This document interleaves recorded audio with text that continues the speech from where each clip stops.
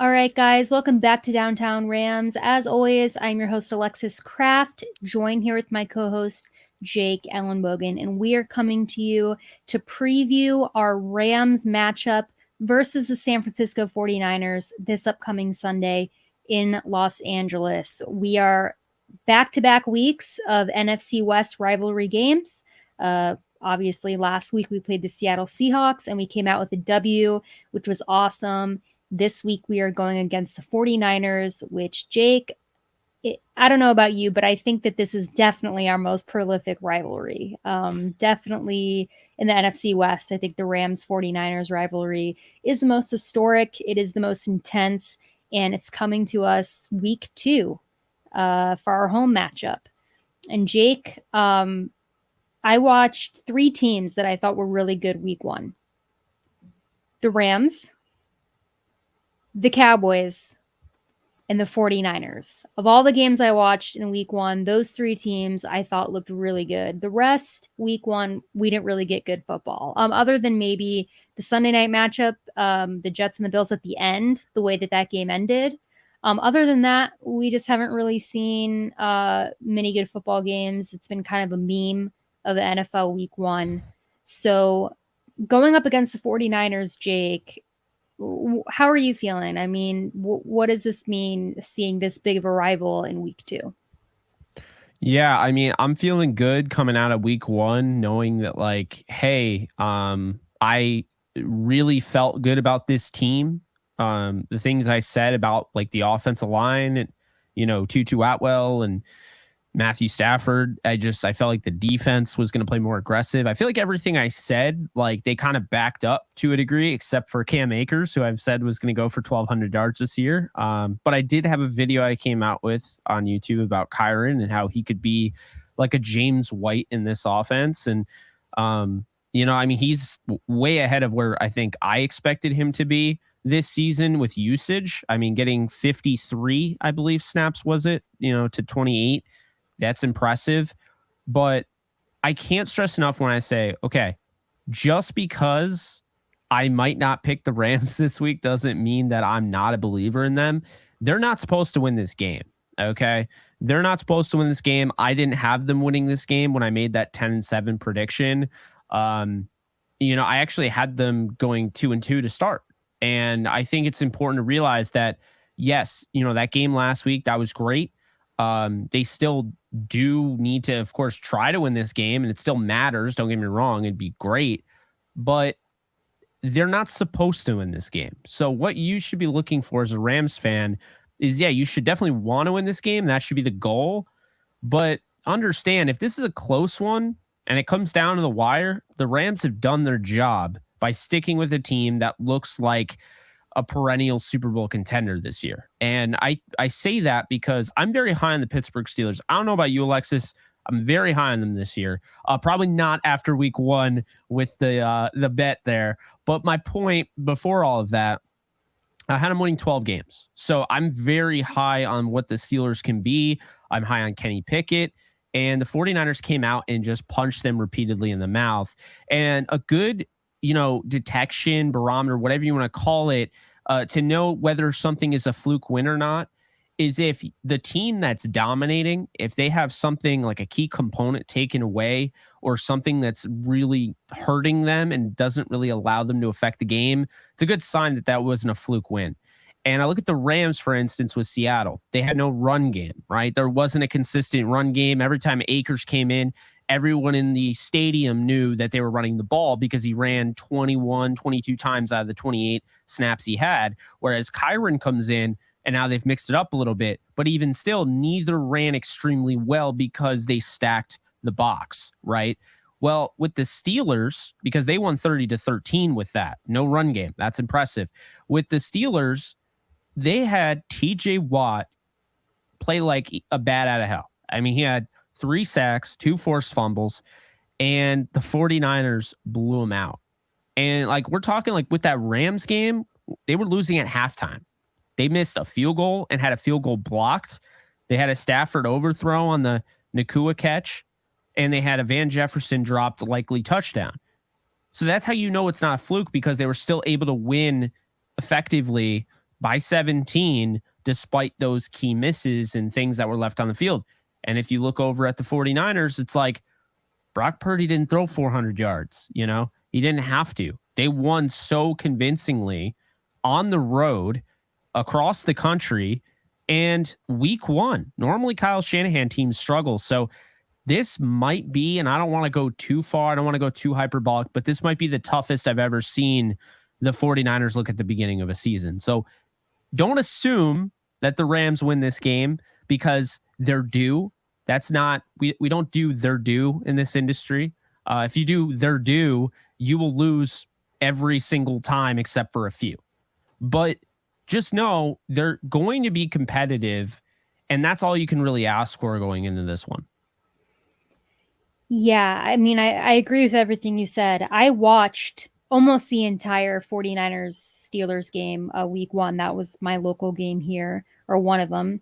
And I watched it, and as a Rams fan, it was very painful to watch because the 49ers didn't do much wrong. They looked really, really good against a team that I think is pretty good in the Steelers. I don't think I'm quite on high as the Steelers, maybe as everybody else, but I picked the Steelers to win that game. I thought that was maybe going to be a bit of an upset win for them, and I was very wrong. I mean, the 49ers don't have many holes on that roster, guys, just honestly. So, going into this matchup, I think what we can hope for the Rams is obviously, yes, we hope that they win, right? As Jake said, they're not supposed to win. On paper, I do think the 49ers are a lot better. I think watching them, like I said, they were one of three teams that I thought actually played a solid game in week one. So I think the hope for the Rams going into this is if we can hang with them at least a little bit, that's going to prove a lot, and that's going to show a lot because it's only week two. They can go, they can hang with the 49ers or attempt to at least in week two. You go through the rest of the season, your chemistry builds, and you're only going to get a lot better. I mean, also remember the 49ers, this core group of their team, minus McCaffrey, a lot of them have been playing together for a really long time. They all know each other pretty well. They all know Shanahan and his system pretty well. The Rams have a lot more like new faces, so they don't have that natural chemistry that I think a lot of the 49ers already have. And, that's obviously an advantage, having that so early in the season. But Jake, let's take a look at the 49ers offense to start. Because I think, when you look at the 49ers, you obviously think as their star, Nick Bosa, right? But I actually think as a whole, their offense is the star of the show. Because you got Brock Purdy, who has kind of emerged out of nowhere, Mr. Irrelevant, or so they say. It's actually playing pretty well. You got guys like Deebo Samuel, George Kittle, Brandon Ayuk, and then a running back, Christian McCaffrey. I mean, those are all very good players. Brandon Ayuk, especially week one, I mean, just ripped Pittsburgh to shreds. Because I think a lot of, defenses, especially in week one, they're like, oh, we got to contain Kittle. We got to contain Deebo Samuel and McCaffrey. And then Ayuk is kind of like that fourth guy that you're like, oh yeah, he is also really good too. So what does the Rams defense need to do going up against this 49ers offense where it's kind of like everywhere you look, you've got a threat and you've got a dangerous guy? Like what's their best bet at containing that? Yeah, I mean, Jawan Jennings as well is not somebody that I'm sleeping on, and Mitchell. But no, I hear you. It's not easy, right? I mean, it's really not. But then again, people said it wasn't easy against DK Metcalf and Jackson Smith-Njigba and Tyler Lockett and Kenny, what's his name? I totally blanked on his name there. Yeah, Kenny Walker. Noah Fant. I mean, look, last week was surprising for that reason as well, because when you look, everyone was saying JSN, DK, Lockett are just going to roast teams. Well, that's not what happened. But the thing about this week is that like DK may have quote unquote schooled Darion Kendrick. Kendrick played a good game, but aside from that one play, he played a good game. I feel like people are really underestimating the type of stardom Brandon Ayuk is approaching. I'm not even really concerned about Deebo Samuel. And I know it sounds weird because, I mean, that's probably the guy that will go off because he always plays well against the Rams. I'm concerned about Brandon Ayuk because his route running ability, like Deebo Samuel, I've said over and over again, is not a great receiver.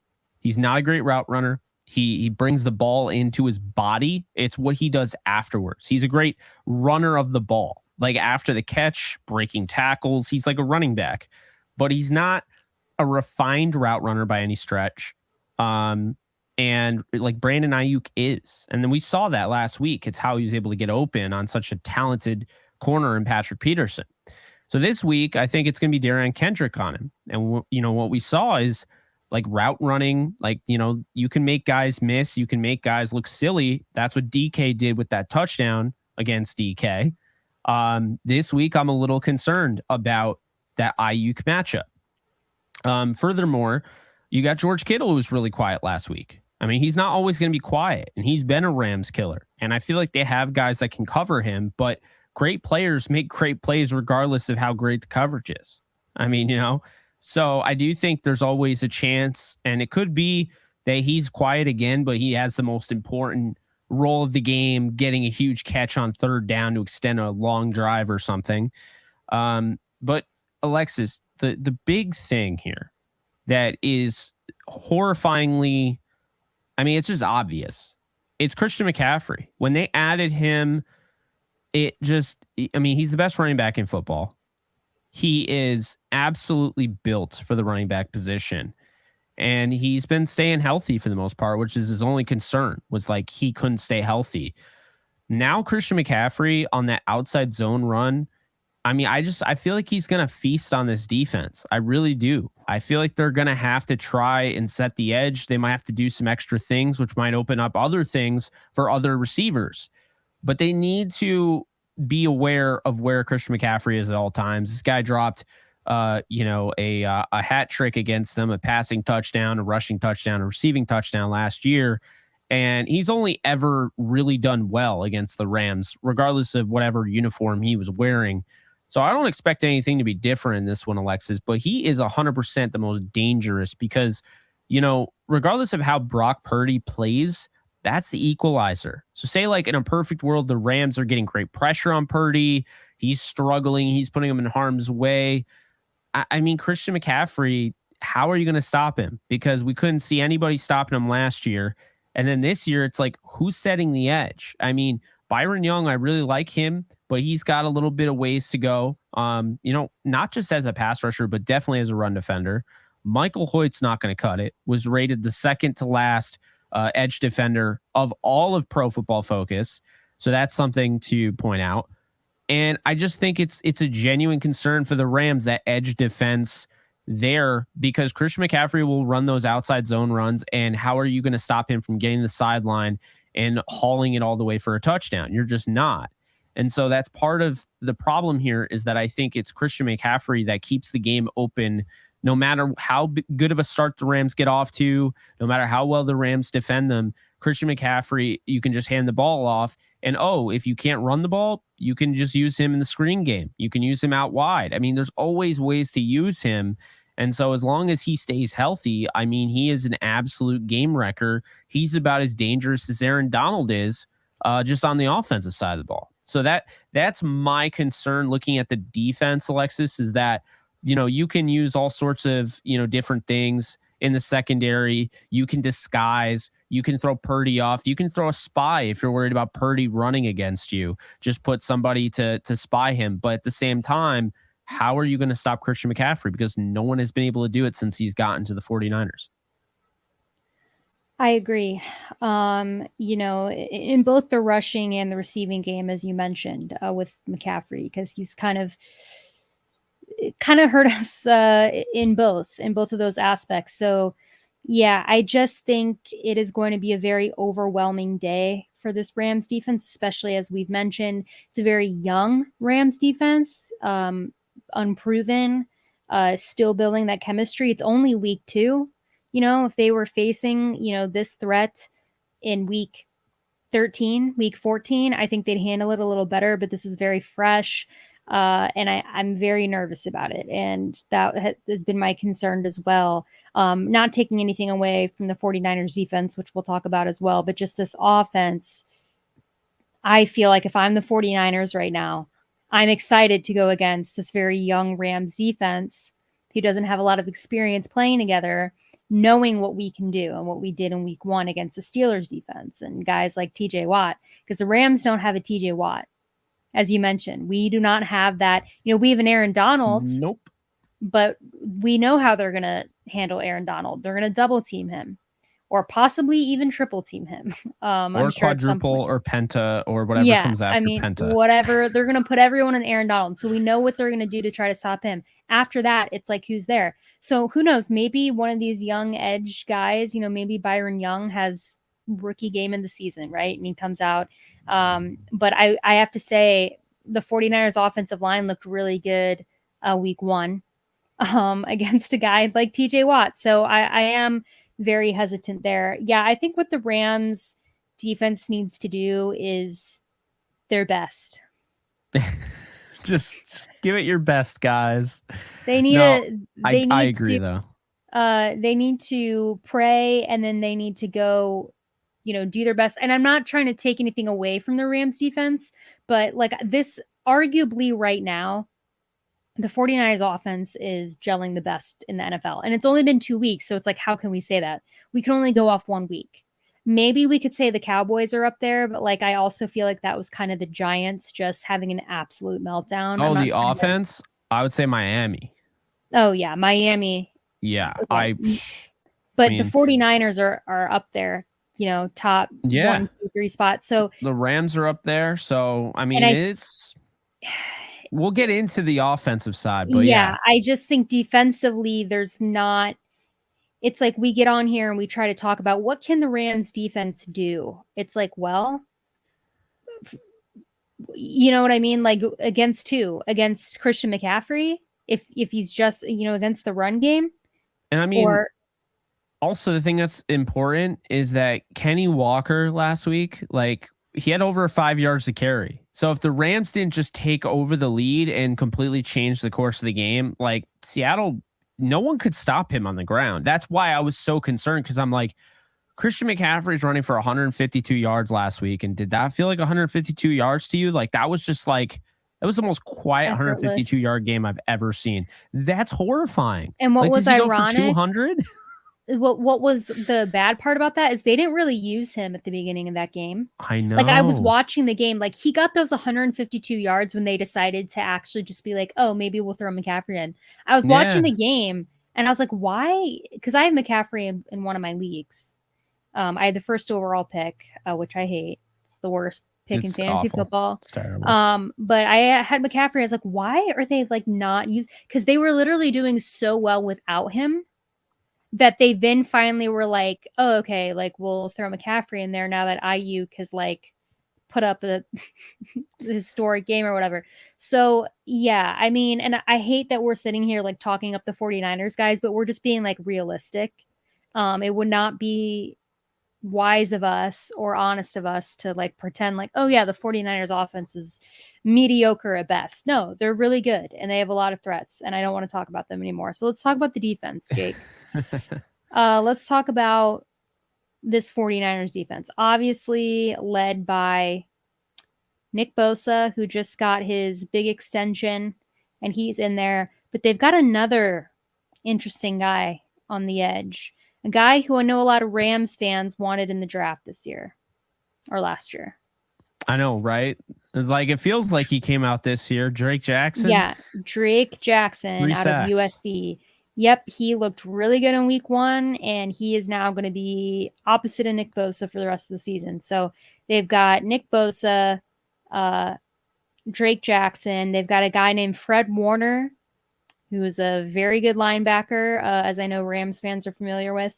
I would say the weakness, and I don't, they're not bad, but I'd say the weakness for this 49ers team is the secondary. Oh, yes. Which is, I don't want to say they're like horrible, but if we want to talk about, throw the word mediocre around, I mean, they've also kind of like us got a secondary that is young, some new faces. Maybe they don't gel as well together. Yesterday, I was on a 49ers podcast, invited me on to talk about the Rams. And one thing that they brought up about their concerns for the 49ers was the secondary. They said, if anything, there were some moments in week one where they looked kind of shaky and like they didn't know what was going on. Obviously, didn't really matter because they still won the game by a lot. But Jake, how can the Rams capitalize on this kind of new and uneasy San Francisco 49ers secondary? Well, I think with the safeties, it's a good room. And Charvarius Ward is one of the best corners in football. But after that, to your point, Diamador Lenore, Isaiah Oliver had a good game, to be fair, but Ambry Thomas, it's not a ton of experience. It is the weakest part, and it's still not bad. But I think when you're looking at this game, the Rams have to continue to try to run the football, and no matter what, because looking at last week, you could say what you will. Okay, they couldn't run the football. They ran it 40 times. It didn't really, to no avail. I disagree that it was to no avail, because even though the stats show that they didn't run well, by just running the ball, you're still tiring out and wearing down the defense. It's still not easy to bring down Kyron Williams, as we saw. Okay. It's still not easy to bring down Cam Akers and Kyron Williams each and every drive. So the hope is that they try to run they try to run the ball against this defense.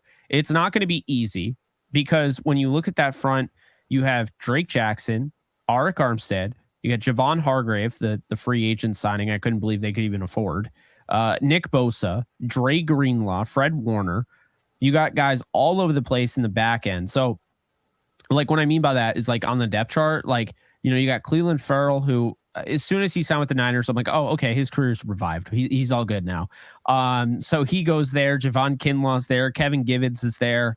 Kerry Hyder Jr.'s there. And then they also have guys like Oren Burks, Flanagan Foles, and D. Winters, a player that I really liked in the 6th round this past draft. So there's a lot of guys all over the place. They have a lot of depth. And I think what's important here is that the Rams stick to just doing what they did last week. You balance out the game. This is still going to be a game that I think the Rams are going to have to throw their way through. They're going to have to throw the ball, but you can't just abandon the run like last year's Sean McVay. It didn't work. I'm going to abandon the run. You're not going to be able to do that in this game, because then they can just pin their ears back the moment they realize, okay, the Rams are only throwing at this point. Here's where I think the Rams are going to win. They have a guy by the name of Tutu Atwell. If you haven't heard of him, well, then you haven't been listening to our show. Atwell is going to be used very much exactly like he did last week. Now, I think a lot of people are looking at the motioning and thinking, well, it's creative. They're thinking it's because of a deficiency in Atwell's game. They're trying to give him free releases. He can't get off the line of scrimmage. That's not entirely true. So I want to be very fair to Tutu here. He can get off the line of scrimmage, but think about it. Tyreek Hill, one of the best receivers in all of football, he is constantly moving. And it has manipulated defense. It has created this mismatch going against Miami's offense. And you saw it, against the Chargers. You saw it. It was clearly evident. And I'm watching Tutu just like motioning this way, motioning that way, creating chaos. You see it. So what the Rams did is they got a few looks last week. I saw it on All 22, where they had like Higbee, and they had next to him, they had like Van Jefferson. So you got your two defenders there. The amazing thing about movement, especially on the offensive side of the ball, is now you got to get somebody to follow you, right? It's not easy. No one thinks about this, right? Because when you go in motion, Alexis, on the offense, you have a clear path. Tutu's run. He's got a clear path. He doesn't have to run around anybody. That's not the case on the defensive side of the ball. You have to kind of go around. There's linebackers and stuff, corner trying to follow. So what they did last week, not every single play, but they did it, here and there against Seattle, is that they stacked Tutu while moving, because he already had the momentum. They stacked him on top of Van and Higbee. His assignment, or the guy covering him, couldn't get through the linebackers and redirect in time to catch up to Tutu.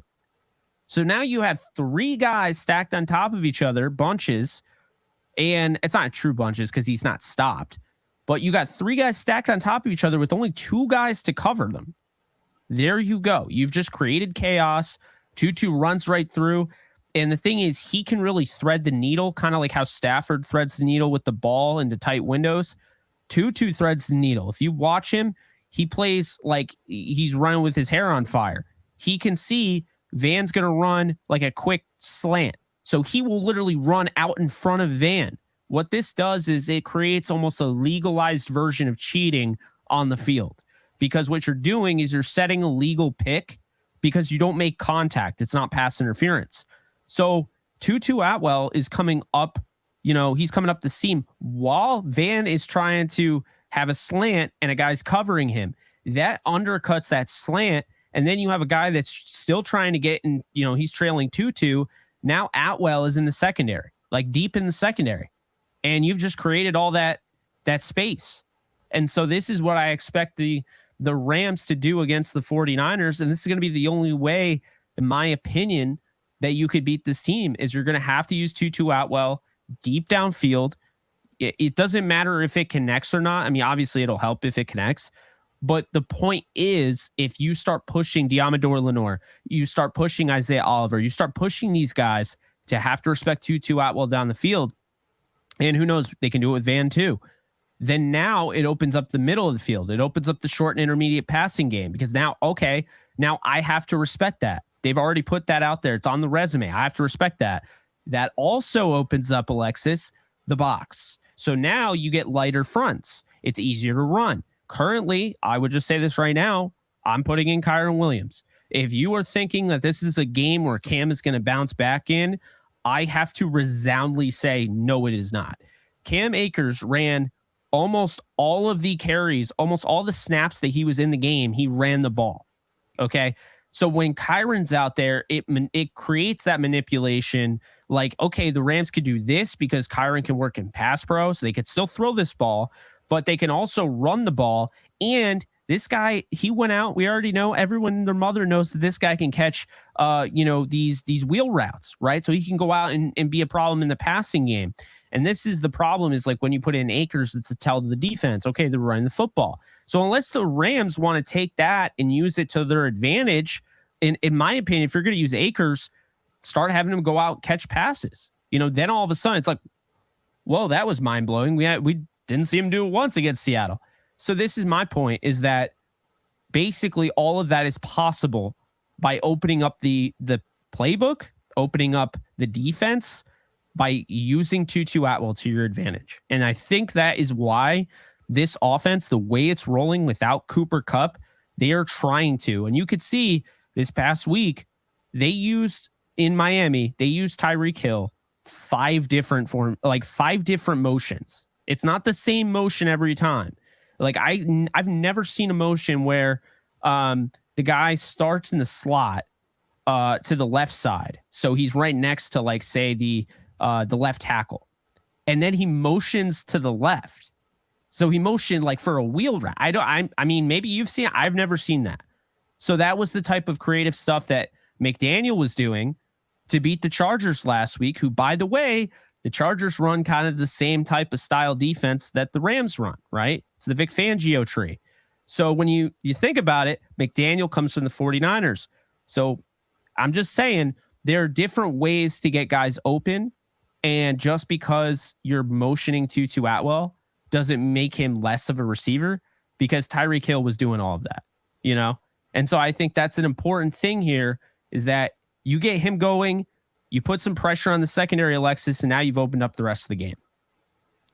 Yeah, I think that one of the ways that the Rams can, quote unquote, expose maybe part of this 49ers defense, honestly, let Tutu Atwell go one-on-one with any of those corners, because I think he's faster than them all.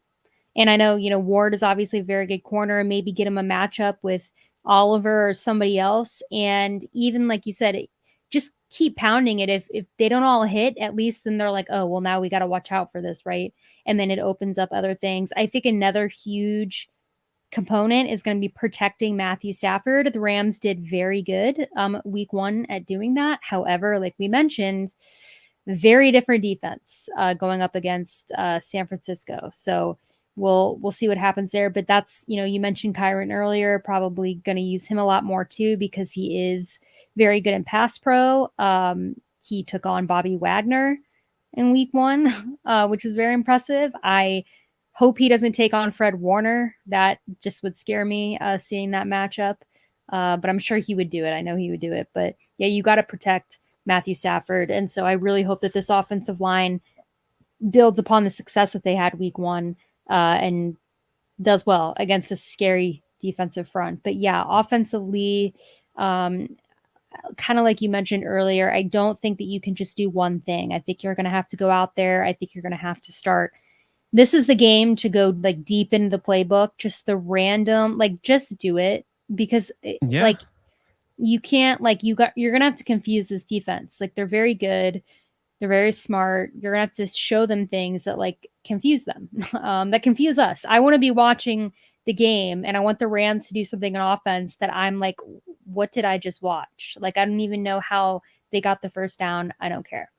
It's going to be one of those really, really weird games. And that's like not good analysis for me. I'm just trying to think of an example on the fly. Well, the example I think you were looking for is probably something like the hook and ladder play they just threw out there last week. It didn't do anything, but it was so bizarre when they threw a screen to Van and then Van threw it to Kyron. Yeah, it didn't go anywhere. Just like their flea flicker didn't go anywhere. Good Lord. Because the defense blew it up in like 0.2 seconds. If like Atwell was wide open. I know.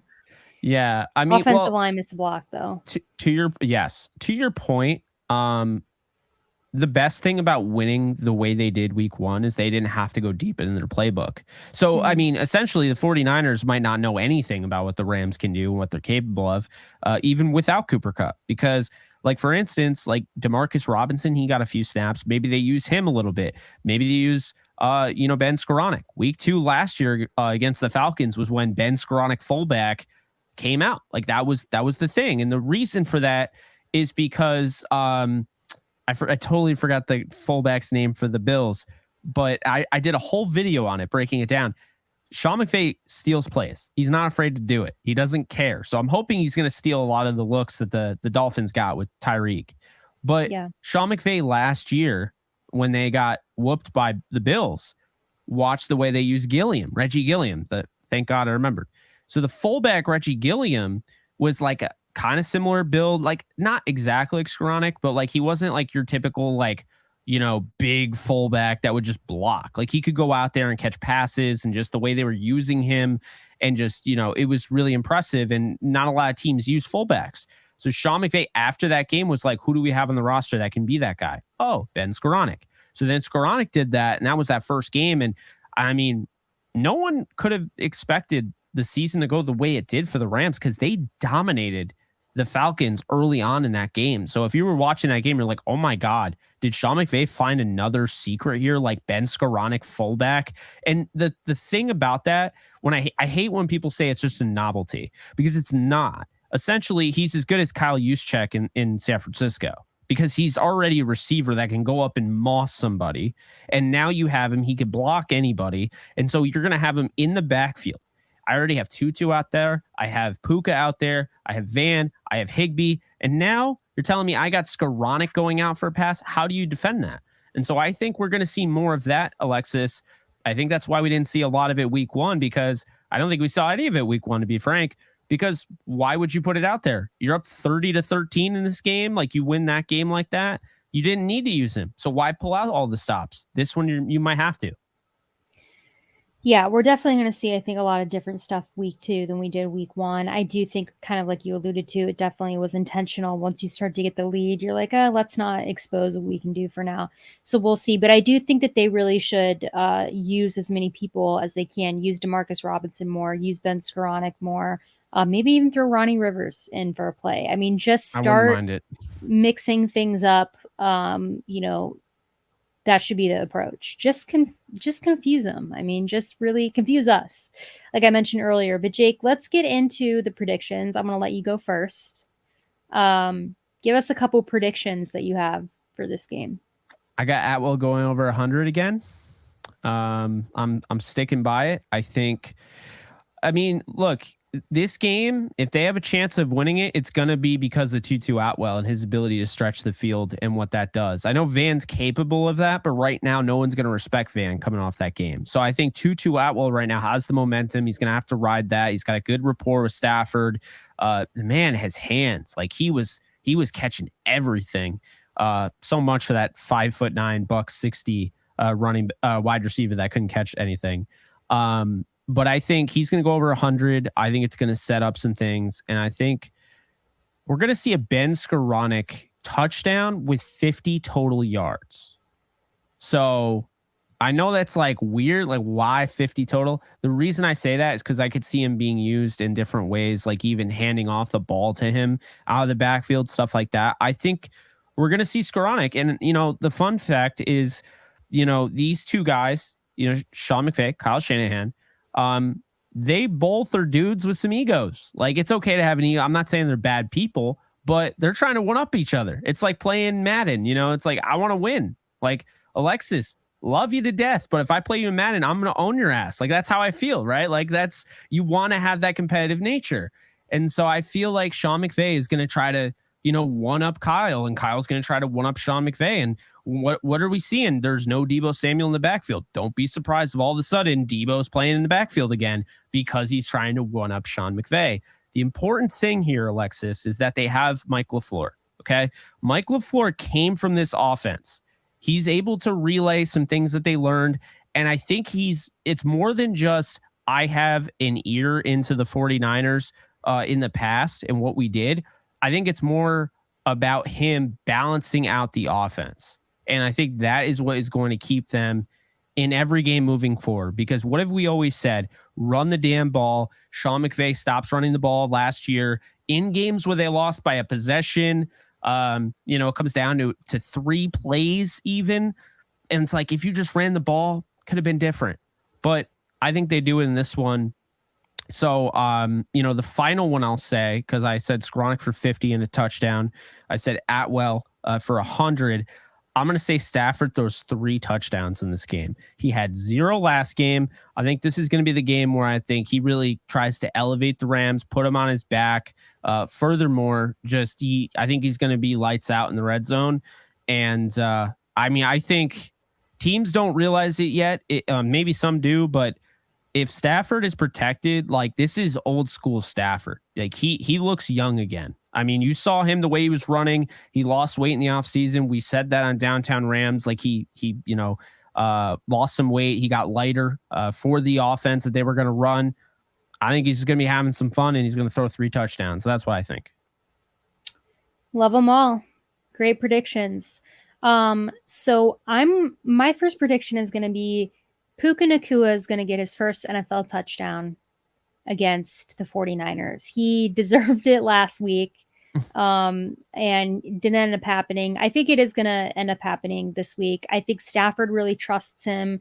They've now got this really good rapport. We know that he's going to be fed as much as they can give the ball to him. I think that, he'll have an opportunity maybe in the red zone to get, quick slant route, something where th're going to make it happen. And Nacua will get that touchdown under his belt. So I think that that's going to happen. My second prediction, I kind of want to change it because it was an Atwell thing and you did Atwell. Well, we did it last week and it worked. So stick with it. Maybe it'll bring it to life. Well, one of mine is I think Atwell is going to get 2 touchdowns.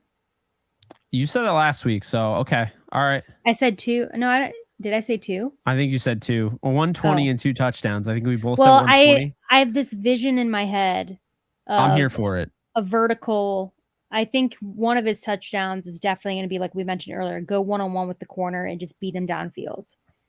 Like, I just a straight up, doesn't have to be sexy, just one-on-one. And I think that two Atwell's going to be sexy enough for me. But all right.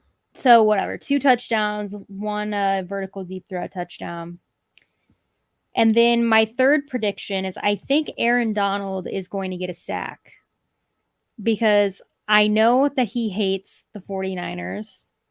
I know that they're going to quadruple team him. I know how they're going to play, but I do think he is going to get a sack. I think some fluke thing is going to happen and he's going to sack Brock Purdy. Because I think that, last week he was credited with half the sack. He would never admit it, but maybe that bothered him a little that he didn't get a sack. I was So, surprised that they didn't give him the full one there.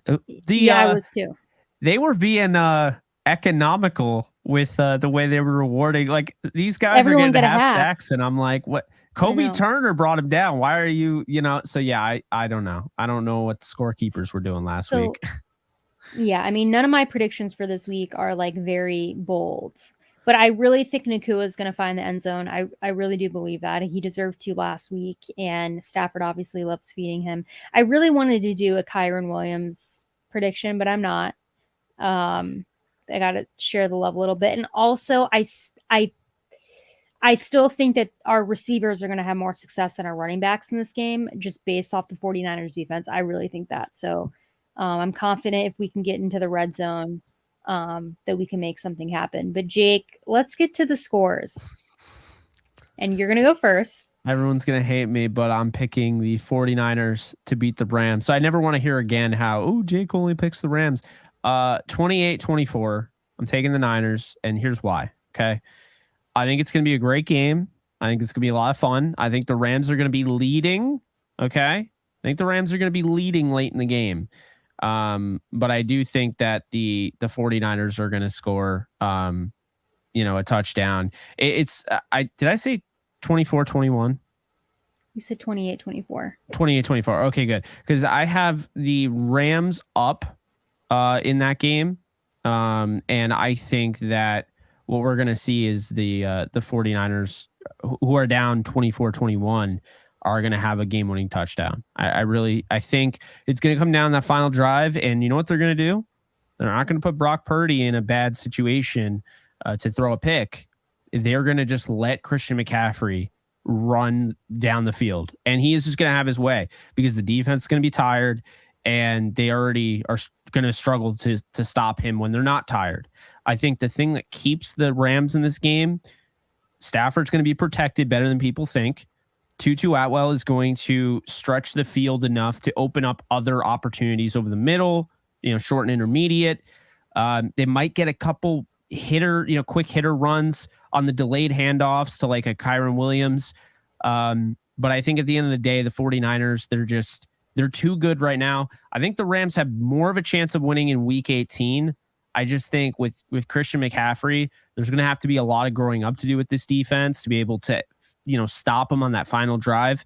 And I think this is one of the games we'll look back and it'll make, what doesn't kill you makes you stronger. And this team is still, very much alive regardless of this outcome. They'd be 1-1 heading to Cincinnati, a game that now all of a sudden, since hindsight's 2020 right now, looks like they could win. So that's my prediction, 28-24. But I will say this, Alexis, I will not be surprised if the Rams win.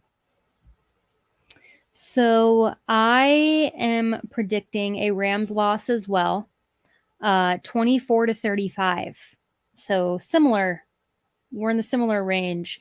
But I just think, I think the way that it's going to go is I think the 49ers are actually going to get ahead early. And then I think that the Rams are going to kind of figure it out and like kind of slowly play catch up. But I just think at the end of the day, like all the reasons we mentioned earlier, the 49ers have better chemistry right now. Very good roster, not just on paper, but we saw how they performed last week. Very good. And Shanahan, I mean, he does in the regular season have McVay's number. That's just reality. That's just facts. So, I think the odds are certainly in San Francisco's favor. As much as I would love to see, the Rams win, I just think this is going to be a tough one. And, we never want to lose, but, losing to a team like the 49ers, like Jake mentioned to start the show, we're not supposed to win. So that's my favorite way to enter a game because anything can happen. Anything can happen. I would love for us to be wrong, Jake. I would love the Rams to go out there and light it up.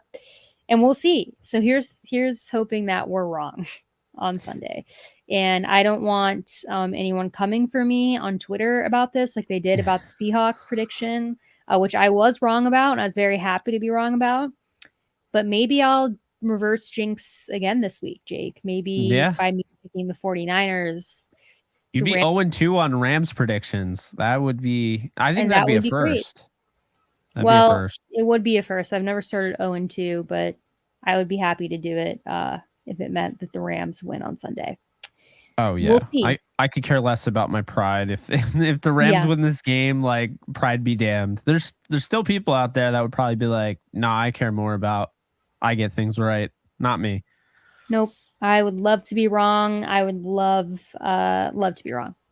But anyways, guys, we will be back later this week after the game with a recap of the week 2 game. But for now, a couple more days, guys. We're there. We can watch our Rams play on Sunday. Until then, guys, if you like what you hear, please like and subscribe. You can follow me on Twitter at the Alexis Kraft. You can follow Jake at JKBogan. And guys, we'll be back soon. But until then, stay safe, take care, and go Rams.